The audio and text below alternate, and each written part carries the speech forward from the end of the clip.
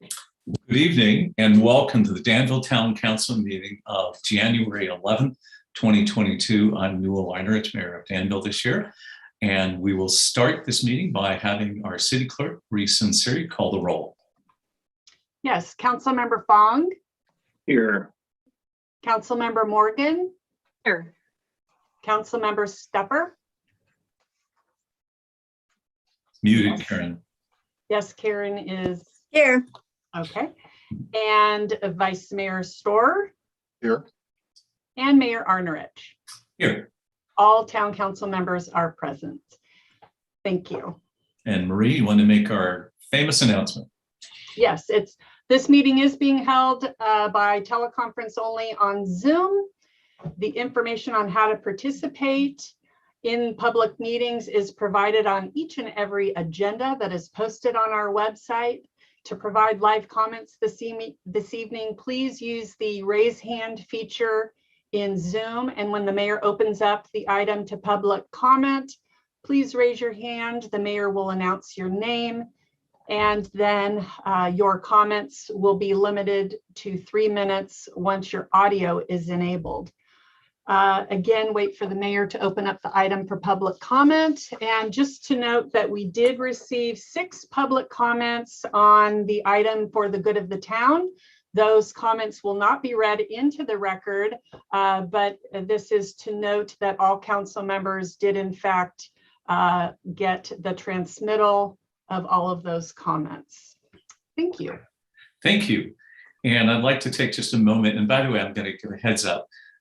Our mayor last year never got to lead the Pledge of Allegiance. So I was going to ask when we get to it, ask Renee Morgan to do that because she always has to pick somebody. But I would like to introduce a few folks. You just heard from Marie Sinceri, our city clerk, who has joined here. In Hollywood Square, she's in the upper left for me. And we're joined by Joe Calabrigo, our town manager. And we're joined by our city attorney, Rob Ewing. And we will also be hearing from our finance director, treasurer, Lonnie Haw, a little later in this presentation tonight. So now, if I may, we'd like to do the Pledge of Allegiance and ask last year's mayor, Renee Morgan, to lead us. You know, that's so kind of you to do that while Marie loads the words up there for us all to read. Everybody, please join me this evening as we pledge allegiance to our flag. Cross your heart and join me.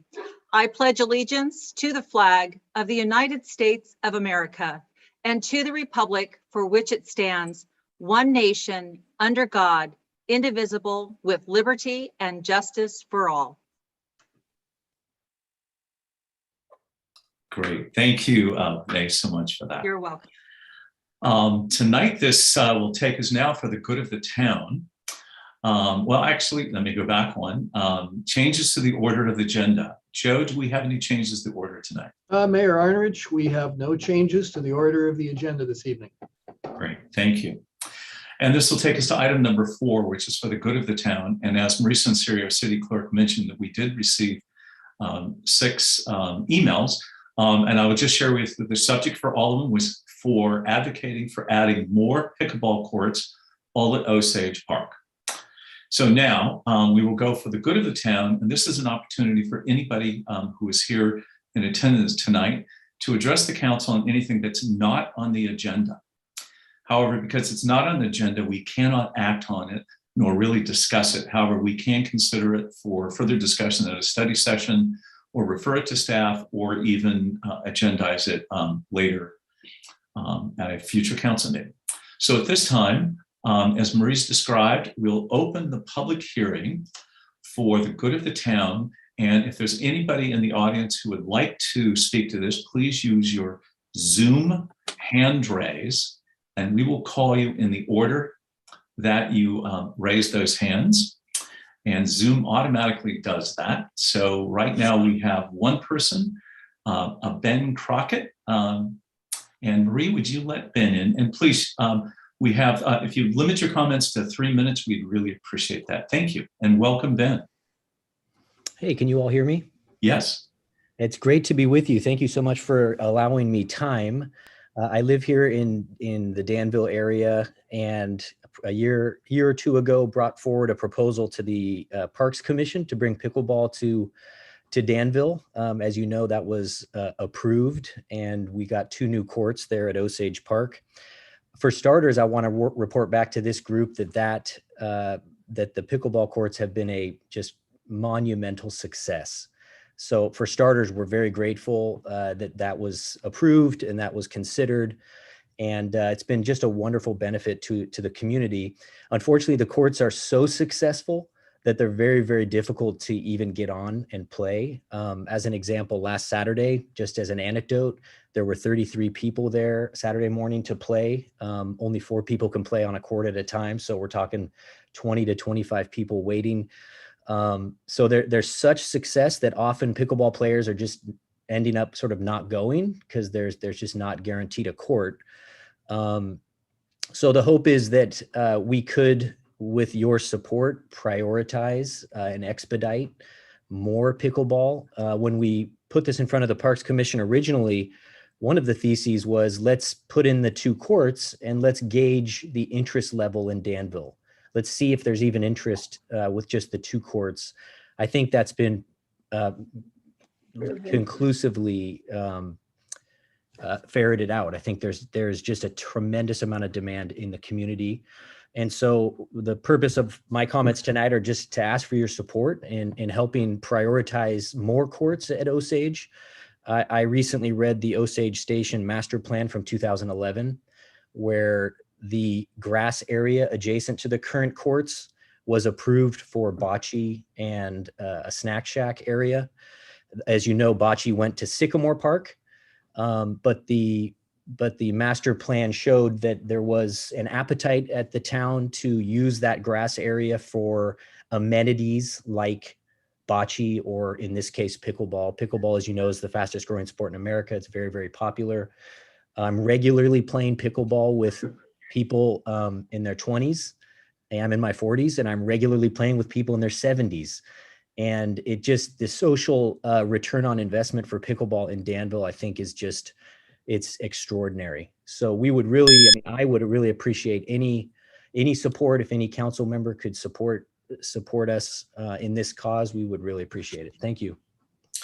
Great, Ben, thank you so much. And thank you. We did receive your email earlier today on this subject. And yes, you're right. We've heard from a lot of people that this is a very popular sport. I think we would give you a suggestion is to you and your supporters to go back to our commission and to advocate for that, because we look for recommendations for them. They give us the priorities for improvements in our park system. And so we would ask you to do that again and go back to there, and we look forward to hearing from everybody again. So thank you. Now, is there anybody else who would like to address the council under For Good of the Town at this time? Marie, I don't see any. Do you see anybody else? I do not see any hands raised. Okay, great. Well, thank you for that. We will now close the public comment period on For the Good of the Town. And this will take us to the consent calendar, which is item number 5 tonight. And there's 5.1 through 5.5. Consent calendar are items that are considered routine and can be acted on in one motion by the council. However, if there's anybody in the audience who would like to remove one for discussion or comments, you may do so now by using the Zoom raise hand feature at this time, and we will let you speak on that item. Is there anybody in the audience who would like to speak to remove an item on the consent calendar? See no hands raised. Okay, seeing none, then we will go to the council. Is there anybody on the council who would like to remove anything? We'll go to Karen Stepper. It's not so much that I wanted to remove an item. I did have Marie add that it was an urgency vote last week, and that meant it required a 4/5 vote. There was no commentary on it, just an explanation for the public. Right. So that was a correction that was made in there. Okay, So thank you. yes, thank you, Karen, for that. Is there a motion then? I will move the consent agenda 5.1 to 5.5. Second that. It's been moved and seconded. Any further comments or discussion? Seeing none, Marie, would you please call the roll?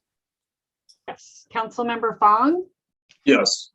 Councilmember Morgan, Yes. Councilmember Stepper, Yes. Vice Mayor Storr, Yes. and Mayor Arnerich. Yes. The consent calendar was approved unanimously, including the revision to item 5.1. Great, thank you. Now, actually, we have two exciting items on tonight. We always look forward, and I know the public does, to hear our monthly town manager report by none other than our town manager, Joe Calabrigo. Joe, it's all yours. Welcome. Well, thank you, Mr. Mayor, members of the town council, and start by just wishing everyone a very happy 2022, and what a year we know it's going to be. I will hit a few high points as council knows. Immediately prior to your December 21st meeting, I transmitted a fairly lengthy memorandum to each of you that brought everyone up to speed in terms of updates prior to the closure of the town offices for our annual holiday furlough that ran between December 24th and January 3rd. So I'll try not to be too repetitive and just touch on some updates. Happy to report weather-wise that during the closure, we came through the furlough quite nicely. We did get some much needed rain to bring our annual rainfall up to at or above the annual average, which after the last couple of 3 years is saying something for us. So we're pleased not only by the precipitation, but by not having had a need to deploy our maintenance folks on storm patrol over the furlough. Of course, probably the big news over the holidays has been COVID and the Omicron variant that we are all in the midst of with this latest winter surge. We are continuing, the town is continuing to operate under a state of emergency due to COVID. And we're continuing, of course, as part of that, to follow all of the directives from the California Department of Public Health, the CDC, and our own county health department. We have not at this point taken steps to further limit our accessibility to town services to the public due to Omicron, but we are continuing to monitor that situation. In Contra Costa County, over over the past month or so, less than a month, in fact, we've seen a 75% increase in new cases and a 91% increase in hospitalizations. What that means for Danville, just to put it into a little bit of context, between March of 2020 and December the 15th of 2021, we had 2,709 reported cases of COVID with 25 deaths. As of January 10th, yesterday, less than 4 weeks later, we now have 3,939 cases, which is an increase of 1,230 cases in the last less than 4 weeks. So a 45% increase. Fortunately, no additional fatalities, but it does speak to the transmissibility of this latest and greatest variant. Back on December the 15th, we had 74 new cases in the last 14 days. As of yesterday, we had 722 new cases in the last 14 days. So a 975% increase again. So I think as a result of this surge, the focus is sort of shifted away from when do we get to stop wearing masks indoors to combating this surge. As of January the 6th in Contra Costa County, we're now following the same isolation and quarantine guidelines as has been issued by the California Department of Public Health. So as council is aware, but very briefly, what this means is regardless of vaccination status, anyone who tests positive or is exposed to someone with COVID should isolate or quarantine for 5 days. And that isolation quarantine period can end after day 5 if they either don't have symptoms and if they don't have symptoms, pardon me, and they test negative.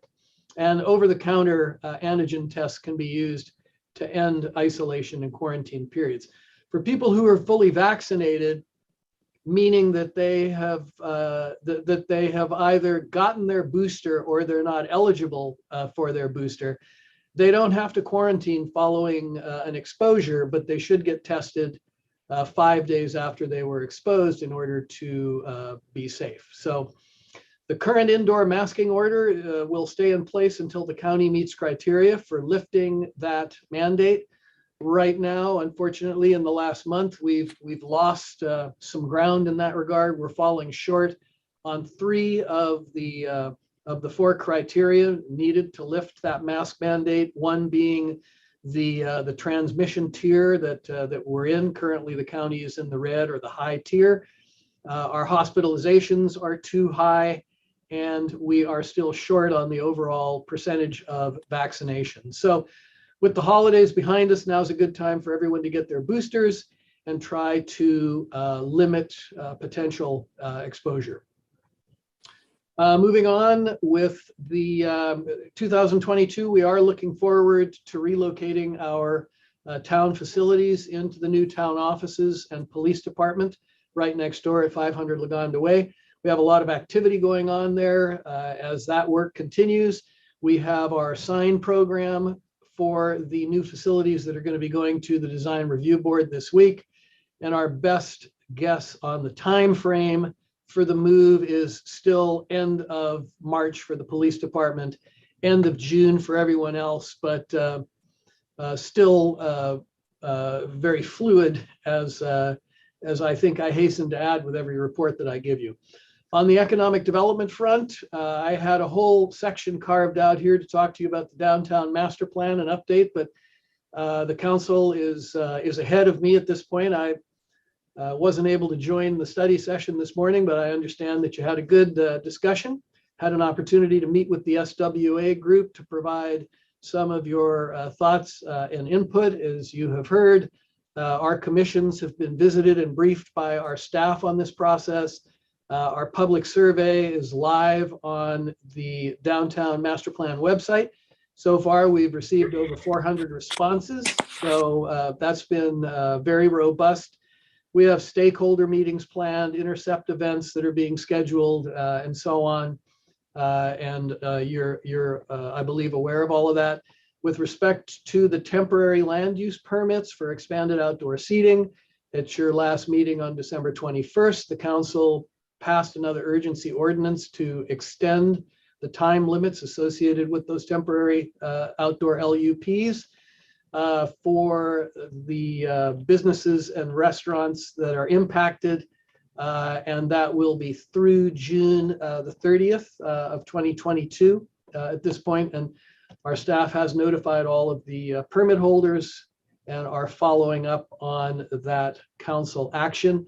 We are still working on closing out our forward focus grants so that we can get an idea of remaining funding that we will have as of the end of January. And with our business promotion grant funding, we are looking at how to utilize those available funds, as well as looking at some new program ideas for 2022-23 as we look forward. Last thing I'll add is that staff is working with the Pacific Coast Farmers Market Association. It will be time for the town to consider renewing their agreement this spring. So that'll be coming back to you in the spring, I think probably in the May timeframe. On the finance front, December 31st marked the midpoint, believe it or not, already in our 2021-22 fiscal year. All indications at this point are that our town budget is in good shape. Our general fund revenues are outperforming the budget forecasts. Our workload and activity at this point has rebounded to a point where I expect when we bring the mid-year back to the council next month, that we will probably be recommending some mid-year expenditure increases in areas including things like building services, recreation, arts, and community services, perhaps maintenance services. And you will be considering all of those changes at your second meeting in February. On the ARPA front, the American Rescue Plan Act of 2021, as you're aware, the town will be receiving $10.6 million from ARPA. We've received half of that sum last year. We expect the second half summer of this year. Our finance director, Lonnie, is currently working hard to assemble the information that has to be submitted at the end of the first reporting period this coming April. Just earlier this week, the Treasury Department just issued their final rules or guidelines regarding the use of the ARPA funds. And I thought I would share with the council, because you might get a smile out of this. I certainly did. It was a smile or a grimace, but who can tell when it's me? We spent considerable time last year identifying the extent of the revenue loss that was and would be realized through 2024, because to the extent that these funds are used to offset revenue loss, the requirements are somewhat different and allow for somewhat greater latitude to the town. The final rule issued by the Treasury has modified that so that they are now allowing all cities essentially a blanket $10 million loss if you choose to claim that, rather than having to quantify the loss level through the previous procedure that was provided. So we probably spent hundreds of hours quantifying that revenue loss. But when I had this conversation with our finance director treasurer, she left no doubt in my mind that she was going to opt for that $10 million blanket amount at a minimum to simplify some of the paperwork moving forward. So, the good news is, as we continue to move along with this, there is some streamlining going on. It might have been nicer if it had been a little bit earlier in the process, but we're happy to take it. On the legislative front, we are having a bit of a hiatus right now before our state legislature resumes working on our behalf up in Sacramento later on this month.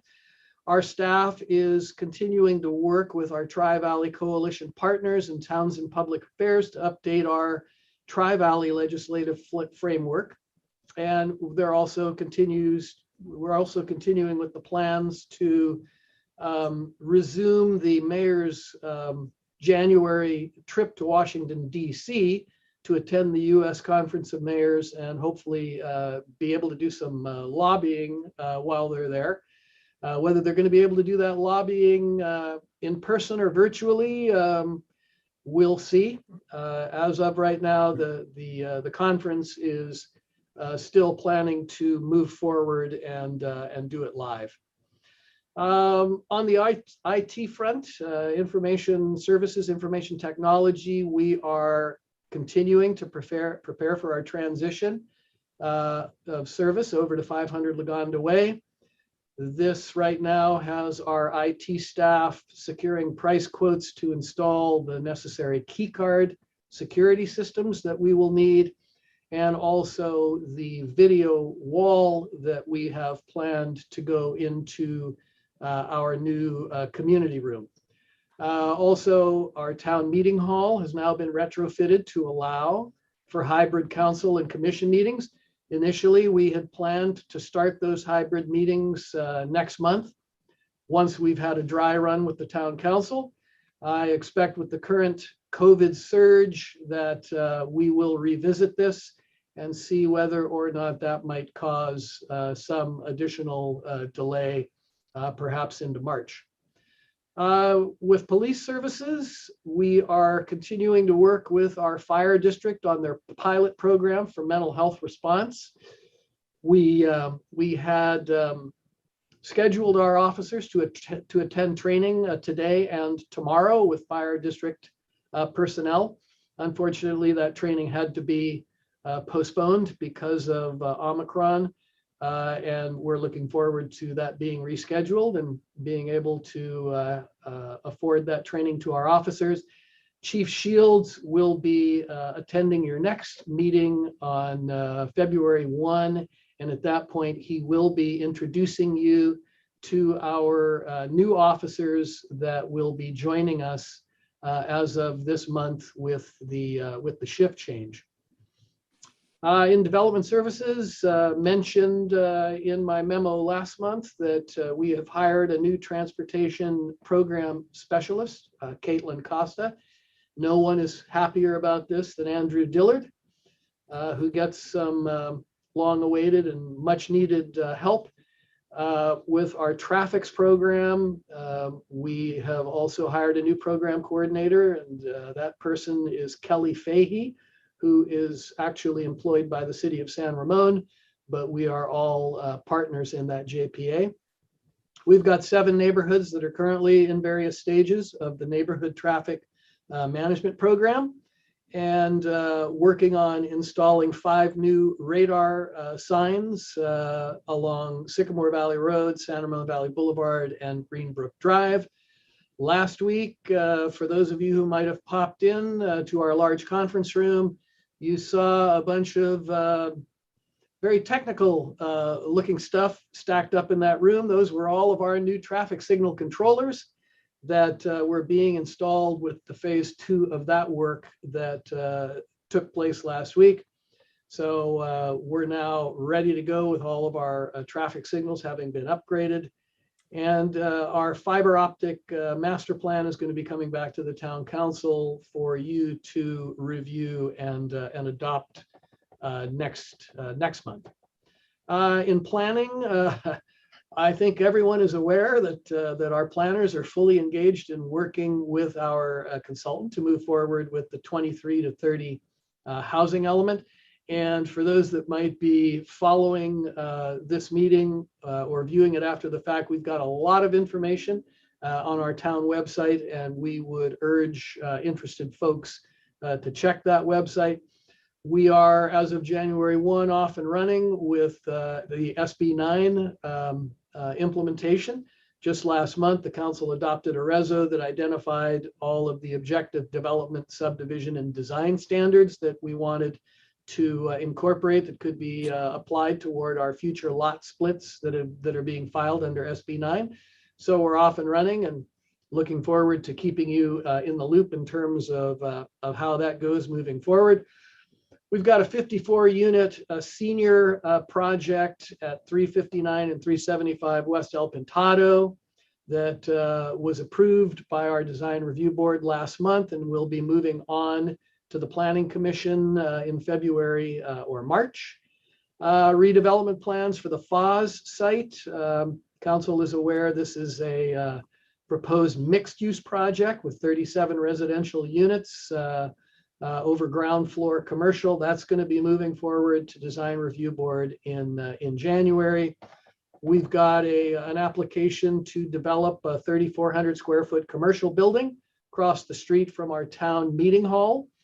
And those plans are going to go to DRB this month, as well as plans to develop a storage facility on a site at 344 Diablo Road, immediately behind the skilled nursing facility. And those plans are going to be going to DRB this month as well. So still quite a bit going on the planning front. In engineering, capital improvement, the Cape Seal pavement management project that was approved by the town council last month is going to begin construction this month. The first phase of the project that we expect will occupy the first month or two will be to install over 100 new ADA ramps within the areas that are going to be resurfaced, as well as some curb and gutter replacements. So probably won't expect to see the overlay work start until probably March, but that project is off and running.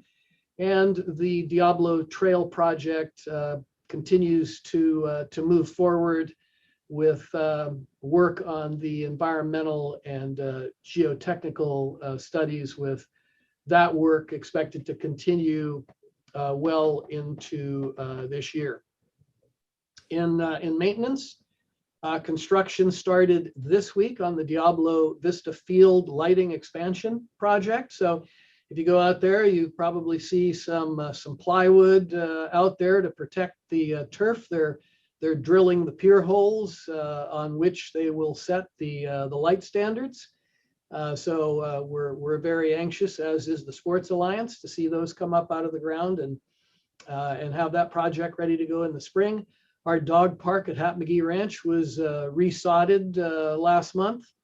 Our Parks, Recreation and Arts Commission is looking at plans to renovate the children's play area at Oak Hill Park. So they'll be looking at those plans tomorrow night.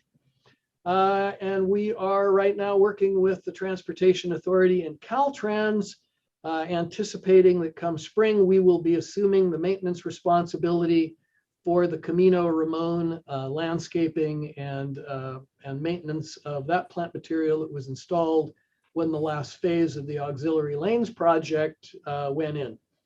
Our street crews this month are out doing a lot of pothole patching as a result of the winter rains, and they're pruning a bunch of crepe myrtle trees throughout the town when they have the time to do that. Recreation, Arts, and Community Services. December was a busy month. This is always the feel-good part of my update. On the cultural arts side of things, the theater rentals are beginning to ramp up again. The East Bay Dance Company rented the theater for a week last month for their Nutty Nutcracker show. The Impressions of Light exhibit, which I'm sure all of you had an opportunity to visit. That exhibit ended on December the 17th. With marketing and our activity guide, our winter registration started on December the 6th for our residents and December the 13th for our non-residents. Adults and seniors, a lot of fun events and activities happened in December. The seniors took their first field trip in almost 2 years. They went to the Duarte Nursery and Hillmore Cheese for the popular poinsettia and cheese trip. They had the 3rd annual senior variety show last month that featured 11 acts, and they sold over 225 tickets. They had a pop-up wreath decorating event just in time for the holidays. And a number of participants were able to enjoy this class complete with holiday cheer. And I'm left to imagine what that might have been. Classes are going very, very well. Country Western, West Coast Swing, 4 levels of French class, and acrylic painting all took place in December. On the facilities front, our facility rental requests for this coming year are beginning to ramp back up. Picnic rentals have slowed down a little bit in December and January, no doubt weather driven. But we had our club VIP that had their first indoor volleyball class over 3 Saturdays last month. And karate and Skyhawks baseball tots also finished up in December. Youth, our classes are being offered again starting in December, things like skateboarding, Kids Day Out, Kids Night Out. We had over 500 kids who signed up for our ELF workshop on December 10th and 11th to enjoy crafts, games, cheer, take their photos with Santa at our community center. So very, very popular event. Our Danville Youth Council put on a successful holiday supply drive to help those in need during the holiday season. Santa's mailbox received over 600 letters, and we had 80 volunteer elves that wrote 600 responses for Santa Claus. We had a holiday hangout at the Danville Community Center for our teens. We had over 50 attendees, and they were all able to enjoy festive games, events, prizes, and so on. And we have classes being offered again starting last month, programming with Minecraft, online camp, online driver training, and so on. Our some other news, just to wrap up, our winter activity guide is hitting mailboxes this week. I know that mine arrived earlier. I think I got it over the weekend. Some folks haven't seen them yet, but they're they're just about there.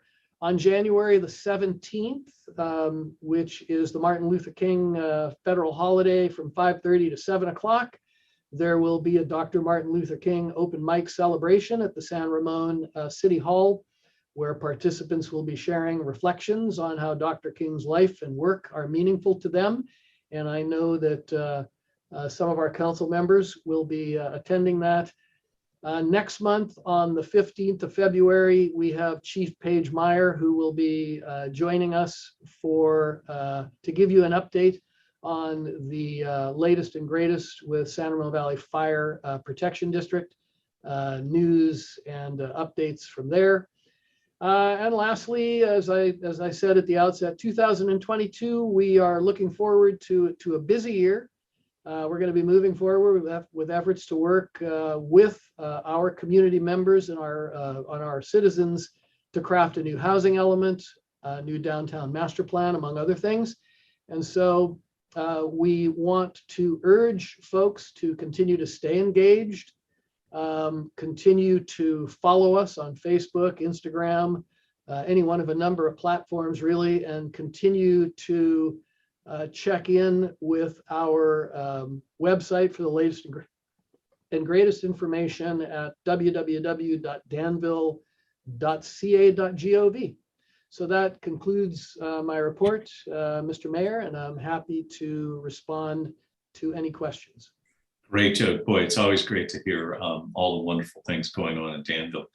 I was going to add two quick things. I did get to sit in yesterday. The Treasury Department and one of the other federal agencies held a nationwide update and suggested for smaller cities of our size to take that $10 million automatic deduction, because they even admitted their paperwork's a little overwhelming. The Mlk event is a joint event with the town of Danville and San Ramon. It has to be physically in San Ramon. That does start at 5:30.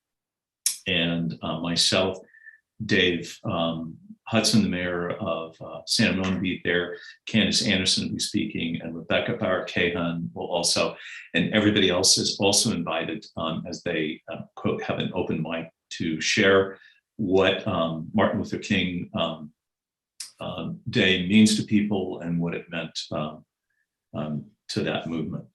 The last thing I say is there's always a controversy. Joe, you mentioned rainfall. So if you look up, Danville has a rain gauge that flood control has at the library. It shows that we've received at that rain gauge 19.35 inches to date. But if you read our local newspaper, it's always 5 inches off for some reason. They listed that we've gotten 14.57 inches. And if you live on the west side of Danville, you're upwards of about 22 to 24 inches of rain. Our annual rainfall is 26. So interesting statistics.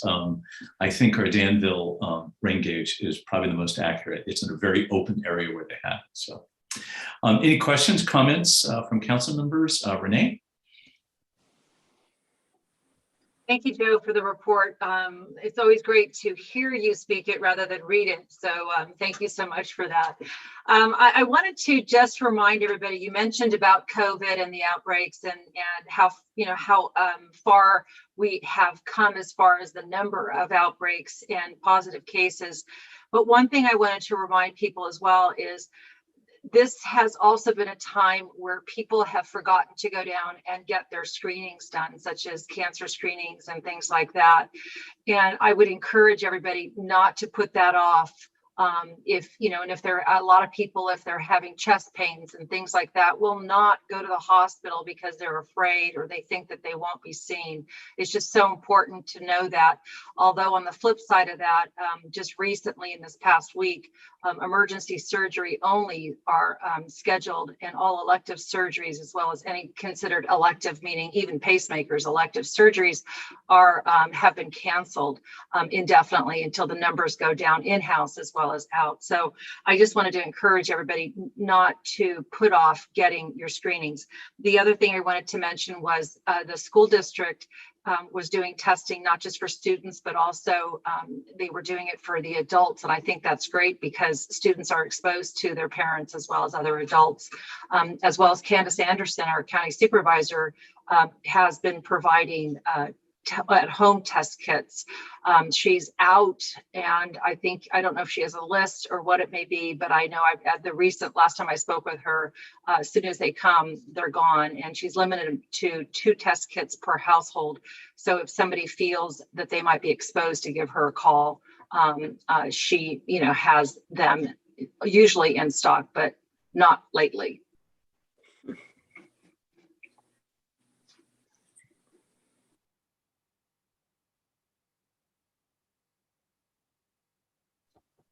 Newell, you're muted. Dave, sorry. And you're muted too, Dave. Go ahead. Dave, you're muted. This is a fun one. No, I just wanted to comment, Noel, that you were muted. Yeah. But since I have the floor, just well done report, very comprehensive, and I have no questions, and just compliments to you and the staff. Any other questions or comments? Okay, seeing none. Joe, thank you very much for all of that. And this will take us to an information item only. And now we'll go to another informational staff report. This is item number 7. Public comment is invited at the end of this presentation. And we have our quarterly investment report. Chandler Asset Management has been a firm that we've used that has done well for the past 26 years, maybe 27 years, advising Danville and helping us manage our portfolio of cash assets.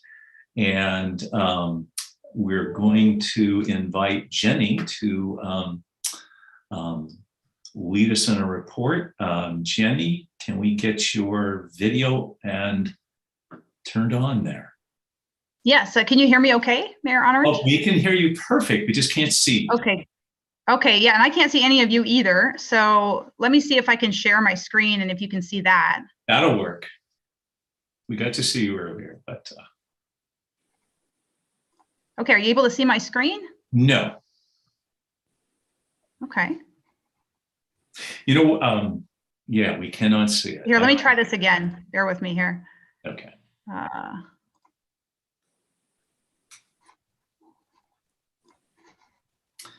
I'm going to just ask why you're trying that. Marie, I can't access because we're live right now and I usually have my digital copy. Is there any way you can upload the digital copy and maybe you could screen share of the Chandler Asset Report? Yes. Yeah, okay. Jenny, don't worry about it. Your voice is so clear. Oh, there it goes. You got it. Did you see it? Do you see it now? We do. If you can maybe. Okay, that's great. Can you? I'm just operating from my laptop here, so I'm just. Yeah, if there's a way to do full screen, it'd be better. If not, we can see that. Yeah, I'm going to do full screen mode. How is that? Perfect. You're up. Go Okay, ahead. great. Thank you. Okay, perfect. So thank you so much. Happy New Year to everyone. It's great to be here. And good evening to Honorable Mayor, council members and staff. And I want to thank you for inviting Chandler once again to present the town's December 31st investment report. So I'm Jenny Linkowitz. I'm a senior portfolio manager here at Chandler. And I can't, just so you know, I can't see any of you. So if you have a question, feel free to just ask the question and I'd be happy to answer that as I go along here. So I'm going to start off. Jenny, yeah. I can see everybody, so if I see something, I will do that. But why don't we do this, because we all do this, and we all gave Renee such a hard time last year when she was mayor, we were interrupting. And she always asked, and she's right, why don't we hold till you're done? And then we can go back, because we all do have a hard copy right in front of us, so thank you. Okay, that works just great for me as well. Okay, so I'm just going to start off by reviewing what's been going on in the market, and there's plenty of things to discuss. We've seen a lot of volatility out there. The U.S. economy is still dealing with the challenges and the effects of the pandemic. As you know, was previously discussed, we've seen higher prices on a lot of different things, inflation, also worker and supply shortages, and that's, you know, all that along with the human toll that has obviously happened over the past couple of years. The other theme that we're seeing out there is interest rates are moving higher. The Fed started tapering its asset purchases it was doing every month in November, And this month, they doubled their pace of that tapering. So we should see the Fed purchases of treasuries and agency mortgages come to a close by about the end of March, after which time we could see the Fed start to think about raising short-term interest rates. Now, the market currently has as many as 4 25 basis point or 0.25% rate hikes priced into the market over the next year. And this is due not only to some of the inflationary impacts that we've been seeing, that we'll talk about later in the presentation, but also the U.S. economy is at or near full employment. The pandemic low employment rate was about 3.5% pre-pandemic, but now on the chart on the right, looking at the dark green line, we're at about 3.9% unemployment as of December, with about 200,000 jobs added to the U.S. economy last month. And so underemployment is down to about 7.3%. We're seeing really strong wage growth of about 5% year over year, but the participation rate is still lagging what it was before the pandemic at about 62%. So we're seeing a lot of retirements, particularly baby boomers, but also some folks are staying home for various reasons. Either they're worried about COVID, or a lot of parents are sidelined having to because of childcare issues. So those are all things that are sort of impacting the labor market right now. And we're also still seeing an elevated quits rate as participants in the market seek out better job opportunities. So those are all things that we're dealing with, but we have reached the Fed's goal for close to full employment, and certainly for inflation. We're seeing inflation rates here on this chart. CPI on the left is about 7%. We'll get another update on this metric tomorrow, so we'll be listening for that. And then the core CPI number, which excludes the food and energy components, which are a big part of the inflation we've been seeing, but we're still seeing 5% core inflation even without food and energy. So the Fed pays most close attention to the core PCE on the right, the dashed line, and that's sitting at about 4.7%. So that's well above the Fed's 2% long-run inflation target. So we've met both the criteria the Fed has for full employment and also for at least 2% long-run inflation. So that means that the Fed has the green light to start potentially raising rates. Now, despite all this, we've seen the consumer is extremely healthy. Not everyone, but as a whole, on the average, we're seeing retail sales, for example, as of November, we're up 16% year over year. So that's really impressive. I've been just kind of looking at the MasterCard Spending Pulse data that excludes autos, but it shows that holiday retail sales were up about 8.5% versus last year. So that's really strong. Consumer confidence is still sitting at about 116, which is above the average of about 95. So we're still seeing a lot of confidence out there, and a lot of online sales are really strong as well. That's another thing we've been seeing over time. And then looking at the housing market, which has gotten a lot of attention, we're seeing housing starts and building permits are both at about 1.7 million units annualized for November. Existing home sales are still strong. So we're seeing on the average of 20 major cities in the US, home prices up 19% year over year as of October. We could start to see that mitigate a little bit in terms of the growth rate, just because we're starting to run into affordability issues for some people.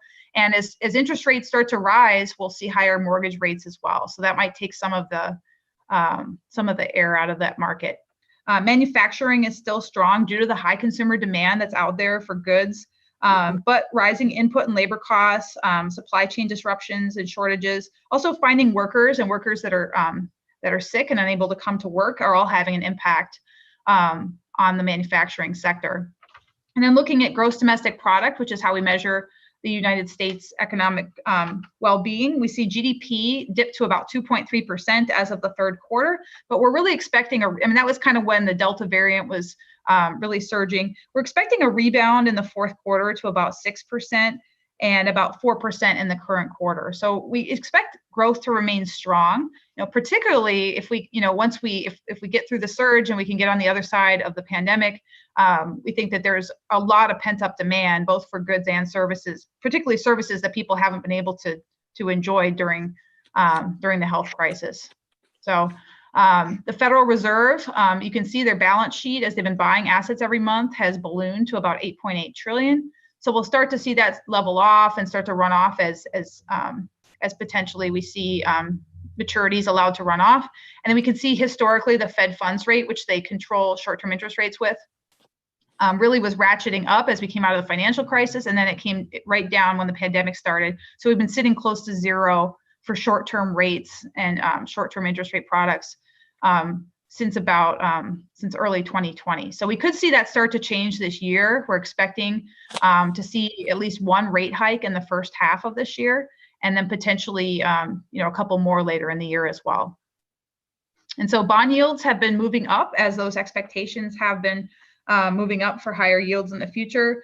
They trended higher in 2021, and we've seen them come higher even since then. So they're higher now. The 2-year Treasury is at about 0.9%.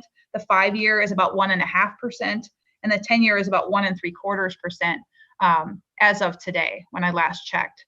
So that's a double-edged sword when we're looking at the portfolio. So a couple things to consider is that number one, we're able to invest at higher yields than we were able to a year or so ago, or more recently. The downside of it is that that when you own bonds, when yields go up, then the prices go down. So the market value of the holdings of the portfolio goes down with that. But it's a 1 to 3 strategy. A lot of the securities in the portfolio, we don't have to sell them. They're buy and hold in a lot of cases. We sell them if it's advantageous to do so. So we'll be keeping a close eye on that. One good thing has been that the yield curve has really steepened, meaning that we're getting paid more for investing longer term currently. So last year is this dotted line on the bottom on the right, and you can see the yield curve was pretty flat. But now it's very steep. So investing out 2 to 4 years, which is where we've been focusing on, we're really seeing a bigger pickup in yield opportunities for the portfolio. So that's been a positive. And then I'll just start to talk about what we've been doing with the portfolio. Safety, liquidity, and yield are the primary objectives that we have when we're investing. And our goal is to meet or exceed the performance benchmark over the long run.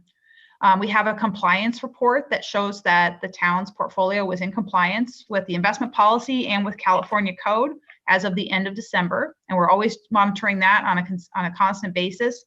And then looking at the characteristics of the portfolio compared to the previous quarter on the right, the current December 31st data is in the center column, and then the benchmark is on the left. So taking a look at that, the duration, which is a measure of interest rate risk in the portfolio, is sitting at about 1.8. So we're a little bit shorter than the benchmark. We're defensively positioned there. The purchase yield is sitting at 1.16%. So it's lower than the securities that we bought 3 or 4 years ago that have been maturing, that were bought at much higher yields, like 3%, give or take. So that's still coming down, but we have seen the average market yield come up. That means that when we're buying new investments, we're able to get more than we were in the third quarter of 2021. So now in the fourth quarter, we've been able to find better opportunities, and in 2022 we have as well. The average quality is 1 notch below the highest level of AAA, so we're sitting at high AA. And then we can see the market value did come off a little bit as interest rates rose. Some of those unrealized gains started to come out of the portfolio as interest rates were rising, but we're still sitting at a little bit over $79 million in market value. And then looking at the sector distribution, we have it very conservatively invested. We have about 75% of the portfolio in U.S. Treasuries and government agencies. Then we've got about 15% in high quality corporate bonds that are, we'll look at those issuers. Those are well diversified. And then we have about 5% in the portfolio invested in supranationals and asset-backed securities. So those are good diversifiers for us, and they've been a source of value over time. And then looking at the issuer list, we've really been focusing on over the quarter, purchasing 2 to 4 years, as I mentioned, treasuries, agencies, corporate bonds, and asset-backed securities. We did do a couple of sales over the course of the quarter for gains of about $48,000. So as I mentioned, we do sometimes sell securities at a gain if it makes sense to take a realized gain for the portfolio. But we keep the issuer list, particularly for the non-government issuers, very diversified. So you can see we've added Amazon to the portfolio. That's a very highly rated credit, as well as Charles Schwab, which has really benefited from the strong stock market and has a single A credit rating. So all of these issuers are diversified. Many of them have benefited from what's from the stay-at-home economy. Things like and the construction boom and things like that. So Apple, for example, Walmart, Caterpillar, these are all very, very solid credits, but we continue to monitor those at all times. Then looking at the duration distribution versus the index, the dark green is the town's portfolio and the gray bars are the index. And so you can see the town has a more diversified maturity structure versus what the benchmark has. And that's really by design. We want to make sure that we have securities coming due in case funds are needed for projects or something unexpected. Or if they're not needed, then we can reinvest them without having to sell securities, at higher interest rates. So we have about, so looking at the portfolio, we've got about 22% of the portfolio invested 1 year or less. And then you can see we've got less in the 1 to 3 year than the benchmark has. And we have some longer duration securities as well to balance that out. So we have more diversification in general in terms of the duration. I'm looking at the purchase yield. You can see that's been trending downward, but it's been fairly resilient. So we're sitting at about 1.16% average purchase yield for the portfolio.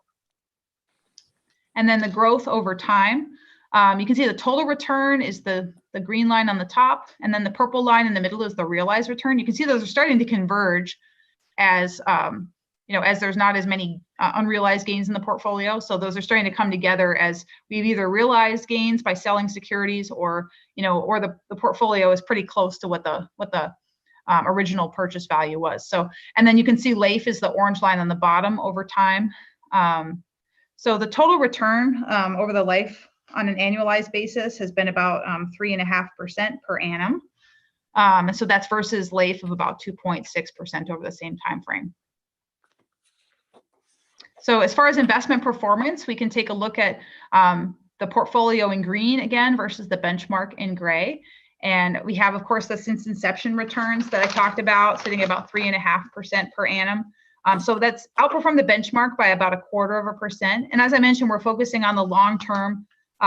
We've seen a lot of volatility in the bond market over the last couple of years. When the pandemic hit, we saw interest rates plummet, and that caused all the bonds in the portfolio to gain value, but however, the downside of that was that the investment opportunities were at lower yields. So now we're starting to see all that reverse out. So over 10 years, we've got about 1.26%. We've been in a low interest rate environment sort of since largely since the great financial crisis. So that had an impact on the last 10-year performance, but we've outperformed the benchmark there by about 0.17%. Over the last 3 years, we've had about 2.13% annualized return versus the benchmark of 2.02. And then you can see over the last 12 months, we've actually seen a negative return for this time period. But I think it's important to note that this is a combination of realized and unrealized gains and losses. So we don't need to sell securities unless we want to. So that's how we have the portfolio designed. So if we want to realize a gain, we can. But I think it's important to just look at the long run here and just realize that this is sort of ripping the Band-Aid off and letting yields go up so that we have better, more interest income for the town over time and not having rates so close to zero. So that's really the goal there. And then we also have another portfolio that we manage for the town, the Narrated Improvement Fund. And this is a very short-term portfolio invested very conservatively in government securities in case the funds are needed. So the duration is only about 0.6 of a year. The purchase yield is pretty low because we've been investing short-term and rates have been low, but sitting at about 0.11%. So that's come up a little bit along with the market yield. And then the market value is just sitting around $866,000. And that's all in U.S. Treasury securities and money market funds. And then the remainder of the presentation is the holdings in the portfolio, along with the transaction that have been done over the course of the quarter. And so with that, that concludes my presentation, and I would be happy to take any questions that you have. Great, Jenny. And Jenny, if you could take off the screen share, that would be awesome so we can get back. I just want to, before we open it up for any comments or questions, I just want to mention, because sometimes when people listen and we know what you're talking about, when, like, for example, we invest in Amazon, by law, public agencies can't invest in stocks. So we're taking the notes that they sell, all these very high credit worthy. The other thing is, in the 27 years that I've been involved, we've never lost any money. So we hold the maturity while a bond, as you explained, goes up and down in value on a daily basis. But if it's $1 million face value and you hold to maturity, you get your $1 million plus the interest. Other people trade those and do things to make money and play that game. We don't have to do that. That's the reason why through three major downturns in the past 22 years. And I always go back to that October, the third Sunday, I think it was in October, where we had X amount of dollars to the tune of 80-something million dollars in the bank. And that was that Sunday that the federal government decided to bail out our US economy in supporting all those failed financial organizations. And we had the same amount of money on that day. And Jenny, to you and Chandler, we appreciate everything you guys have done to hold us in that position. And it is very conservative. We can't have anything over a 5-year horizon. All of these things, our policy is no more than 25% in commercial. So it's a very conservative, but we're one of those few communities that has not lost money. And the trades that we make are trades that relate to our cash flow. And I think at this point in time, Jenny, we do have about $12 million in LAIF. That's a high amount, but that's because of buying and selling securities. We park it in that state fund. And then also that relates to, we have a lot of capital projects going on right now. So with that, any questions or comments? I think Dave, did you have your hand up? Yeah, Dave.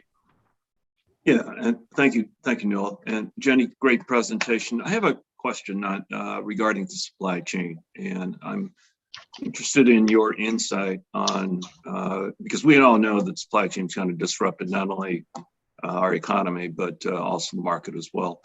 What is some of that insight and forecast as to the impact of supply chain in, say, the next 9 to 12 months on our overall? Yeah, that's an excellent.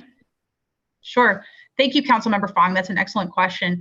There's a lot of speculation about that because no one knows for sure, but I think a lot of it ties back to the pandemic in general and how that's been going. And if we can get through this surge, and hopefully that's going to be the beginning of the end of the pandemic, then I think that's going to be the beginning of starting to clear up some of these supply chain issues. I don't think they're going to clear up right away because we're going to have all this demand sitting there coming out right after when people are able to travel again and go to restaurants as freely as they want to.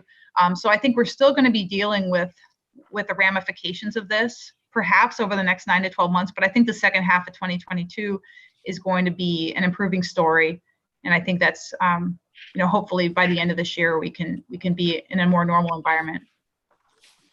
Yeah, and Jenny, I guess my concern is that with the disruption, we've seen increase in costs and prices in the marketplace. And when we're looking at real growth versus inflated growth, or growth that's driven by supply and demand, I worry a little bit that that the market's currently masking some risk that ultimately will be hitting us once there's some stability to supply chain. Anyway, any comments on that? Yeah, I think that there's definitely the risk of that. And, I think if we start to have a forecast for the economy to start to slow down over time, which is, I think, what seems to be, it's supposed to be strong this year, and then next year it's going to be a little bit slower. And the year after that, they're expecting more of a slowdown. That should ease commodity prices. But I mean, a lot of that stuff is also driven by the dollar, so, part of that is the U.S. economy has been really strong and the dollar's been strong. And so that sort of has an impact on commodities as well. So there's a lot of moving parts there, and they're very volatile. But I think if the economy starts to get in a more normal environment, you should see all those commodities start to normalize. Okay. One final question, Noel, and I apologize taking up the time. The unemployment, and it's great to hear that we're at full unemployment, but could you share some insight on the job sectors or sectors of our job market where unemployment is very, very high at this point? Yeah, I mean, I think, leisure and hospitality it's been one of the areas where we've seen a lot of growth, but it still continues to struggle because a lot of restaurants aren't back at full capacity at this time. They're having to spread out diners a little bit more. And California has a higher reliance on the leisure and hospitality industry. So it's disproportionately affected California. And we've been having higher unemployment rates than the national average throughout the pandemic as a result of that. So I would say that's the sector, that has been most heavily impacted. Retail, it's also, it's been coming back pretty strongly, but it's still not where it was. You don't have people going out to the stores as much as they did, if they're quarantining at home. So, online sales have picked up some of that slack, but those are still areas that we're still seeing lagging a little bit. Thank you. Great. And any other questions or comments at this time? Karen. I just wanted to ask a question on page 4. I'm looking at the employment, unemployment graph. Sure. So the underemployment rate seems extremely high to me, but can you talk about how that is changing and what kind of jobs are affected there? Sure. Would you like me to share my screen while I answer? That would be great for the people watching. Yes. Sure. Thank you, Councilmember Stepper. Let me do that. Let me get back to that page.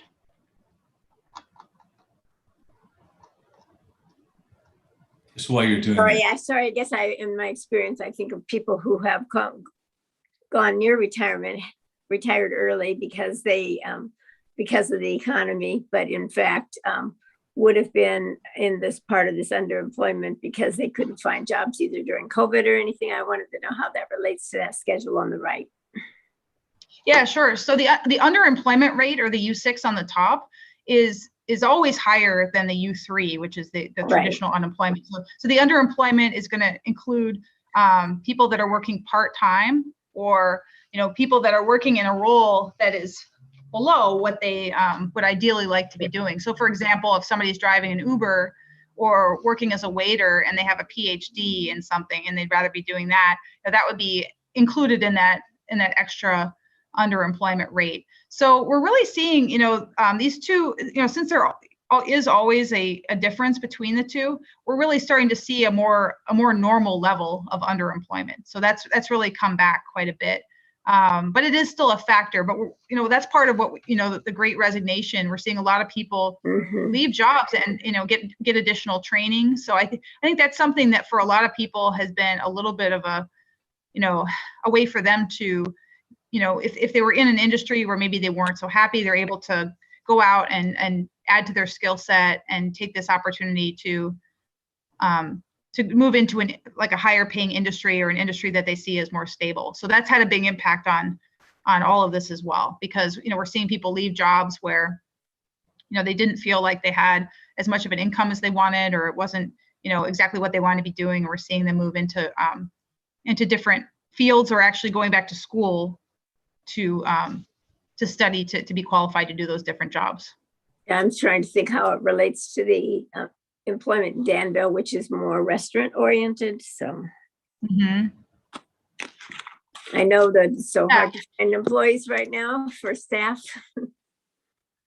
Yeah, and part of that is probably because a lot of the some of those people, they might be hesitant to go back because of COVID, or a lot of the times the restaurants can't necessarily offer the same steady hours that somebody might want to depend on in this type of environment. So just not knowing how busy you're going to be from one night to the next. And a lot of people are also they're on if they're getting unemployment benefits, sometimes that can be higher than what they would be making at certain jobs. So that's also, for some people that might be a factor as well.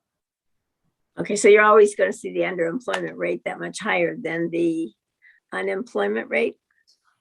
Yes, and I think, this is more of a normal difference, really. I mean, ideally, the Fed would like that to be about, traditionally, they always wanted that to be about 3.5% higher.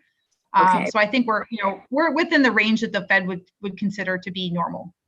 All right, so we're at 4% right now. Okay, Jenny, thank you very much. You're welcome.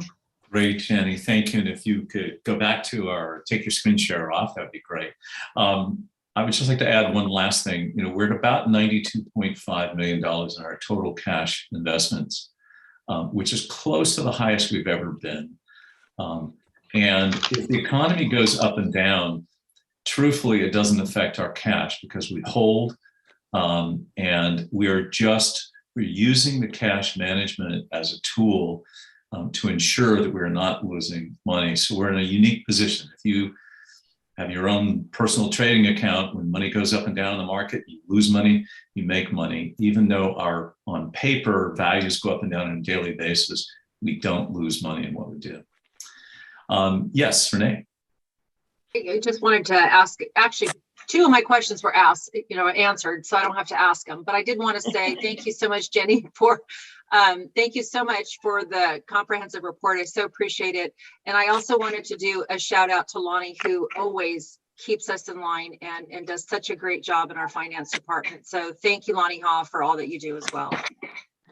Absolutely. Thank Thank you. you, Councilmember Morgan. Yes. Okay. Any further questions on this? Seeing none, we will invite any public comment on this. This is just an informational item only. So at this time, we have just a few people left here, and I see Neil from Chandler is also on her. Maybe Neil has a question about what you presented. If so, please use the Zoom feature to raise hand function, and we will call on you at this time if you'd like to make a comment. I do not see any. Marie, do you see anybody there? There are no folks that would like to speak on this item. Okay, great. And we'll close the public hearing for public comment on this, and it's back to the council. Jenny, again, thank you. Lonnie, thank you for everything you do. Thank you for overseeing Lonnie, as Renee said, particularly our LAIF account, which has the $12.65 million in it for our cash management as well. So with that, that takes us to our last item, which is adjournment, unless are there any council reports at this time? Wow, seeing none. I know, it's quiet. This is our second meeting of the entire council today. We had a study session for several hours. Sorry. Yes, I don't want Karen? to ruin this, Noel, but I'd like to say one thing. Yes. Because we had at Valley Link, we had individual, I guess, appointments with Michael Tree, who will be leaving. And Kevin Sheridan will be taking over as CEO, and they're going to hire a new person in the second role. So he will be around and still with LAFTA, and he's an amazing source of information and driving force for that agency. So we're real sorry to see that happen, but he has other reasons that it's affecting his life, and we're excited by him having brought it this far. So Great. And Karen, thank you for serving on that since its inception. So we appreciate your work on that. Well, and any follow other- up to Karen's report, I'm sorry, Rick Ramis here also retired from County Connection, and he might be working with CCTA at some point here. And Bill Churchill has taken over the duties of general manager. And both of them, Michael Tree and Rick, were driving forces in the transportation industry at an extraordinarily high level. That's great. And Rick's replacement, is Rick's replacement permanent at this point? Is that? Yes. Yes. Yes. Great. Very knowledgeable person. Boy, is he knew the numbers. Yeah. Oh, no, really knowledgeable. I just don't want any more change on this screen here, Joe. No changes here. Not for a little bit here anyway. Great. Okay. Any further council reports? Just Happy New Year to everybody. Like you said in the beginning, Newell, it's going to be a great year. I mean, we all got to get through this, but we're in it together. So Absolutely. Happy New Year. Great. Thank you. And Marie, thank you again for helping run these meetings. These are challenging, but we appreciate your help. All right. With that, we will adjourn this meeting. Thank you, everybody. And we will see you next time. Take care. Good night. Bye-bye. good night. Good night.